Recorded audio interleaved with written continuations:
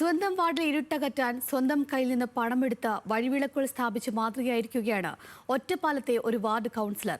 വാർഡിലെ 100-ലധികം സ്ട്രീറ്റ് ലൈറ്റുകൾ മാറ്റി സ്ഥാപിച്ചാണ് ഒറ്റപ്പാലം നഗരസഭയിലെ കോലോത്തുകുന്ന് കൗൺസിലർ എം ഉമ്മർ മാതൃകയായത്. രാത്രിയായാൽ പ്രദേശവാസികളുടെ പരാതി പ്രവാഹമാണ്. വഴിവിളക്കുകൾ പണിമുടക്കിയെന്നും വഴി നടക്കാൻ പറ്റുന്നില്ലെന്നും പറഞ്ഞു വിളിക്കുന്നവർക്ക് മറുപടി കൊടുത്തു മടുത്തു. നഗരസഭാ കൗൺസിൽ യോഗത്തിൽ പലതവണ ആവശ്യമുന്നയിച്ചു. നടപടിയുണ്ടായില്ല.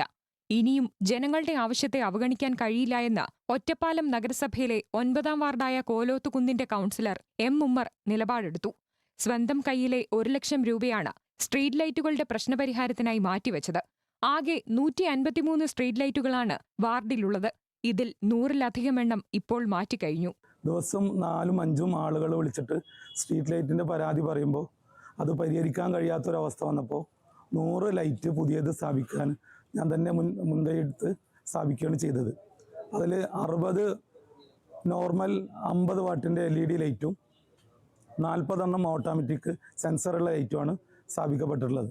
പുതിയതായി സ്ഥാപിച്ച 50 വാട്ട്സ് ലൈറ്റുകളിൽ 40 എണ്ണം ഇരുട്ടായാൽ തനിയെ കത്തുന്ന ഓട്ടോമാറ്റിക് ലൈറ്റുകളാണ്.